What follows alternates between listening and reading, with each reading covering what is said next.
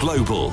Leading Britain's conversation with Nick Ferrari at breakfast. Good morning, 6 minutes after 9 on Friday, November the 18th. We're waiting for the Chancellor Jeremy Hunt to appear on the show. Meantime, we will be looking at some of his announcements yesterday, including this about EVs, or electric vehicles. Half of all new vehicles will be electric by 2025. I've decided that from then, electric vehicles will no longer be exempt from vehicle excise duty. And, of course, we'll be putting to him the question put by Martin Lewis in the previous hour concerning mortgages. In other news, that Twitter story you've just heard on the LBC News, Elon Musk now shutting some staff out of their offices.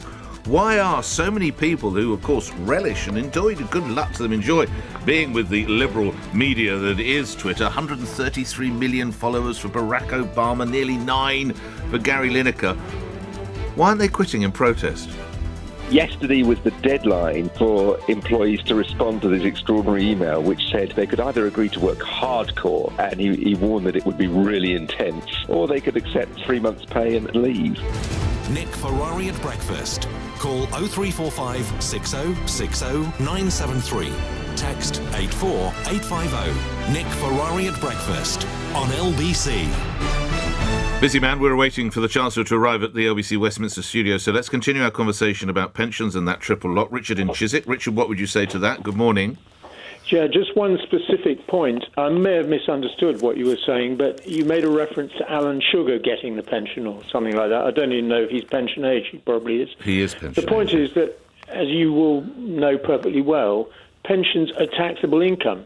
So if Alan Sugar got the 10,000 quid or whatever it is, the state pension, he'd pay 45p in the pound, assuming he's a higher rate taxpayer. In other words, he's going to lose half of it.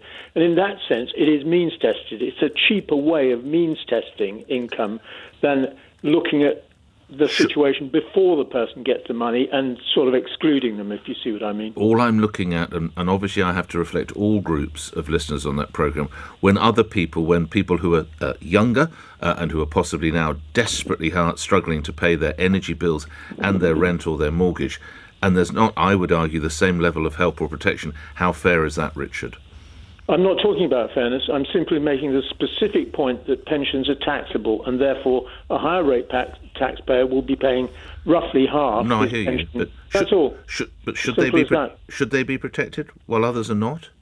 Should who be protected? The triple lock. Should that still be in position? I know they're taxed. Look, but people are paying more tax down the wage scale as well. You had Baroness Altman, I think, was her name. I don't want to get it wrong earlier. And I thought she made good points, which is basically pensioners have contributed the whole of their lives. They've worked, generally, and the pensions in this country are not particularly high by most standards. So, I don't resent people in their 60s and 70s getting £10,000 a year. Richard, I'm grateful. Thank you for that. David in Hampstead. David, you're on the more broad reaction. What do you want to say? Good morning. Good morning, Nick. Great show. As a business owner, I've voted Conservative since 2010, since I was old enough to vote. It's always been good for business. It's always been an opportunity to grow.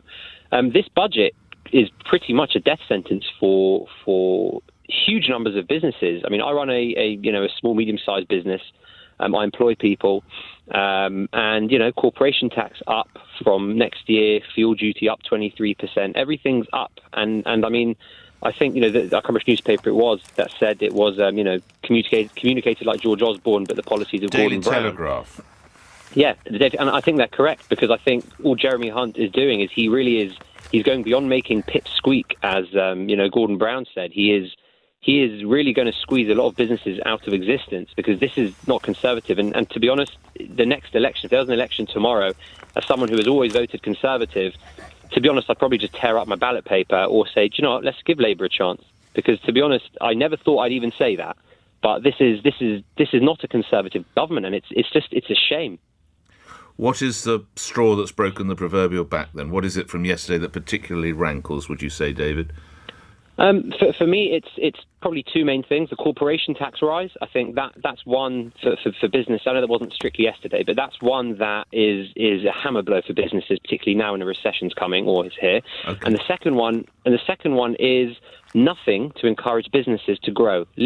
Well, let's put some of that directly to the man involved, David. I will say, sorry I have to cut you off, but I will say welcome to Chancellor of the Exchequer Jeremy Hunt, who joins me now, and I'm grateful to you. It's a very busy morning. Chancellor, if I read you the headlines of the first 3 pages of the Financial Times, very relevant, I'm sure you'll agree on a day such as this. Page 1, Hunt paves way for years of pain. Page 2, households braced for largest fall in living standards since records began. Page 3, parlous state of public finances laid bare.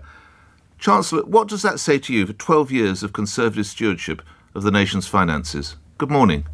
Good morning, Nick. Look, it's very important that you had me on your show this morning, and I was listening to the final part of the conversation you were just having from someone who runs their own business, which I used to do for 14 years. And the fact is, if you look at the last 12 years, to answer your question directly, we've actually had faster growth than most of the other major countries, Japan, France, Germany, Italy. But we have had some very big international shocks. We've had the pandemic, which is a once-in-a-century occurrence. We've had the war in Ukraine, which has caused a massive hike in international gas prices. And I want to answer very directly the question that was being asked by your previous caller. That was David, so you can reference him. His name is David. Go ahead, Chancellor. David. Well, sorry, I didn't hear the start of the conversation, but that's my job. Let me answer David's question very directly. This is a very conservative set of measures because people choose conservative governments because we face up to difficult economic decisions. We do the things that are right in the long-term interests of the economy and the country to help businesses. And when we have these shocks, for example, energy prices costing us £190 billion a year. That's about the cost of an extra NHS having to be absorbed by the economy just because of the rise in energy prices. They want to know that we've got a plan. And one of the problems that's facing us is that because of inflation, we're seeing our debt interest increase to huge amounts, and all businesses know the first thing you have to do is to balance the books. And then what families want up and down the country, and this is going to encourage them to buy things from our pubs, our restaurants, our small businesses, is they want to know that we're going to control these huge rises in the cost of living. So this is a plan that brings down inflation. It tackles the huge rises in energy prices, and it sees us through to the other side. So all those headlines from the Financial Times, they are right. These are very tough times. Chancellor, I have allowed but they're you, also solutions, and that's what I've announced. I have allowed you to answer at some length. Chancellor, you referenced COVID. Britain locked down on March the 23rd, 2020. So we almost had all of Q1 for that year. You referenced the Ukraine. That's just over 9 months ago. I point again, 12 years of Conservative stewardship, way before COVID, way before Ukraine. You can't blame this on coronavirus and Vladimir Putin, please. Well, I think I answered that question very clearly. If you want to talk about 12 years, let's talk about 12 years. The third highest growth in the G7. We've done really well compared to other countries in the last 12 years. And why have we done well, Nick? It's because we've taken difficult decisions. Decisions, by the way, that were opposed not by you, but by the Labour Party, your the third highest inflation rate, Party, and many other people. But we've taken those decisions, and that's what we're doing now. The third highest inflation rate in the whole of the European Union. Well, inflation is higher. If we're going to quote numbers, I can quote back. Yeah, let's quote numbers, actually. Inflation is higher in the Netherlands, Germany, Austria, Italy. Right. Tax rises are higher in America. France 6.2, the United Kingdom 11.1. Yes, France has a lower inflation rate. France is controlling it's having to introduce controls on the amount it borrows. The growth projections have fallen by 50% more in Germany than they have here. So there is an international, a global economic crisis, a global energy crisis, and people at home understand that. And what they want from a Conservative government is a government that says, look, well, this is a really difficult situation. We're going to deal with it. We're going to sort it out. And that's what we're doing. You've referenced the Conservative and a Conservative government. If I point you to some headlines in very much Conservative newspapers, the Daily Mail, Tories soak the strivers, and Sarah Vine were the columnists who I'm sure you know well, and there was me thinking we'd voted in the Conservatives. The Daily Telegraph, the rhetoric of Osborne with the policies of Brown, and The Sun, tax hell, thank God for the footy. All those three newspapers, I'm sure you will concur, are Conservative-supporting newspapers. Why are they all wrong and you are right? For a very simple reason, that people vote Conservative, yes, because they want low taxes. I want low taxes too. But most of all, they vote Conservative. Can I answer this, Nick? Go ahead. Most of all, they vote Conservative because they want to know that we're going to look after the economy, look after their savings, look after the pound in their pocket. And when you have inflation at 11%, the first thing that Margaret Thatcher did, Geoffrey Howe did in 1981, was not to cut taxes. They actually put up taxes because they said, we've got to tackle inflation. We've got to have sound money. And that's a very uncomfortable message for all Conservatives, including me, because we all want lower taxes. But the truth is, sound money matters even more. And what the Independent Office for Budget Responsibility said yesterday is that because of my decisions, inflation will fall further and we will get sound money back sooner. And that really matters for pensioners who are worried about their weekly shop skyrocketing, for small businesses who are seeing the interest rate on their loans go up, for families who are worried about their energy bills. They want to see the cost of living brought back under control. And I think as a Conservative Chancellor, the Conservative thing to do is to take these difficult decisions. And yes, that means a lot of very uncomfortable headlines. But I think people want me to do the right thing. Let me ask you one thing. If the Office of Budget Responsibility is correct, and fuel duty is expected to rise by some 23%, adding approximately 12 pence to the litre of fuel, of petrol and diesel, why was there no mention of that yesterday, Chancellor? Well, they are independent and they have to... so it's not true. Right. Sorry, can I just answer it? They are independent. They have to make judgments, but they were wrong to assume that we are going to increase fuel duty because we have not made a decision on that. That is a decision for the spring budget, and we will make that decision at the right time. So at least for now, we can knock that one into the long grass, Chancellor. Well, I think you can accuse me of many things, Nick, and we've known each other pretty well over the years. We have known each other. Kicking difficult decisions into the long grass is not something that people will say that I'm someone who does. But this headline, my listeners can relax, as in they must wait to hear what you have to say in the new year before they think they're going to have an extra 12p loading on a litre of fuel. They must wait to hear what the Chancellor says next year. Yes, Okay. I'm afraid there are still some things that are going to be decided in the next budget. I didn't manage to do absolutely everything yesterday, but I did do a lot of things. And I hope I've given people a sense that despite these real difficulties being faced by countries all over the world, there is a plan. I just want to, because there's a lot of doom and gloom. Let me just say one thing. Look at what the OBR, the Office for Budget Responsibility, says. They say at the end of next year, inflation comes down markedly. And then in the years that follow, we actually grow pretty healthily between 2 and 3%. That's a growth rate that we haven't seen very much of recently. So there is a way through this. It's not easy. We're taking difficult decisions, but we're doing it because it's the right thing. And I think in the end, that's what people expect from a Conservative government. Some people found your move on electric vehicles rather unexpected, not least because, understandably, your colleagues have championed the use of them. They are greener, they are better for the environment. But of course, coming in from April 25, the VED, vehicle excise duty, will be levied. Why are you not going green here, Chancellor? The reason is because I've got an electric car myself, by the way. Right. By then, half of all new cars will be electric. VED is £165 a year. We've spent £2.5 billion installing charging points around the country. So I think it's reasonable to ask people who have electric cars, which I think, by the way, are fabulous, but it's reasonable to ask people to make some contribution to the costs of going green in terms of the way we motor. We spoke a little bit with Martin Lewis, who you know well from moneysaving.com earlier in the show.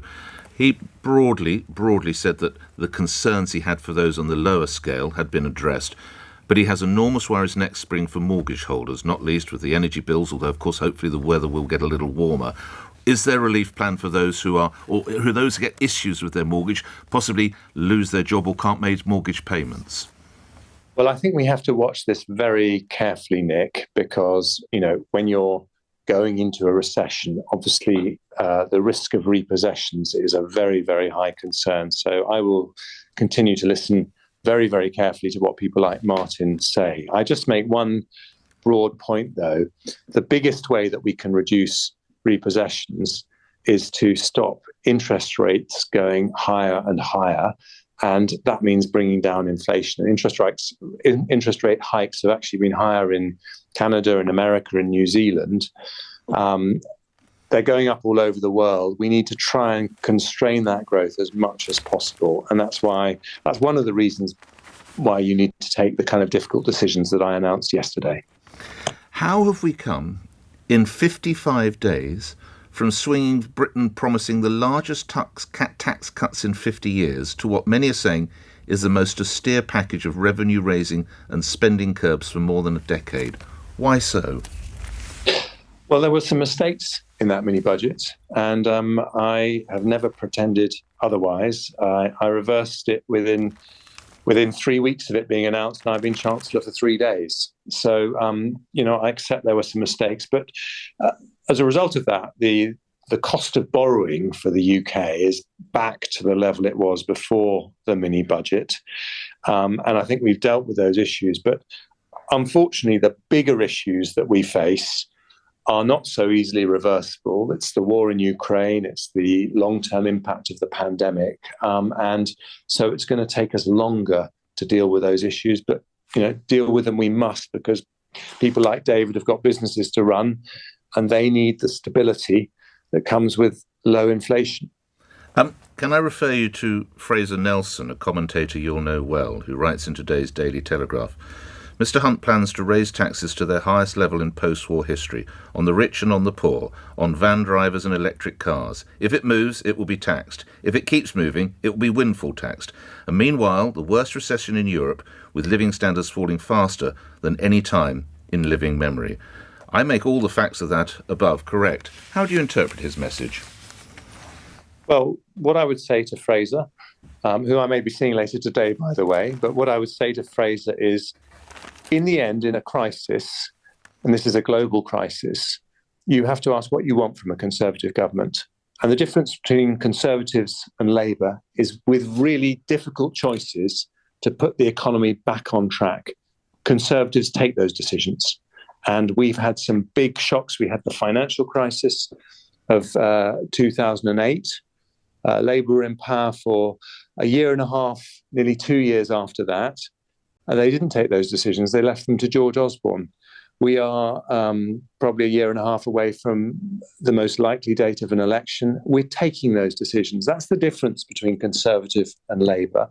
And all the things that Fraser wants and I want in terms of lower taxes are only possible if you have a stable economy that's growing. And that's why you have to take these decisions first. That's what, as I said, that's what Margaret Thatcher and Geoffrey Howe did.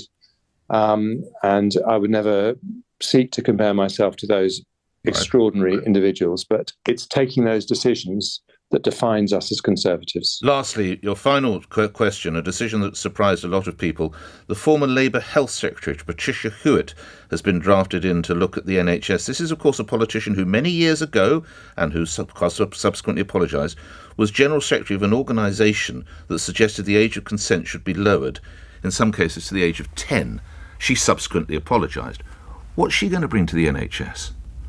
Well, I campaigned against Patricia Hewitt when she was Health Secretary over a local issue. I even camped out overnight in Parliament Square. So I've done my share of campaigning against Patricia Hewitt. But let me say this. We're giving the NHS a lot more money, £3.3 billion more a year. The NHS or health is funded the fifth highest amongst the OECD, the richer countries.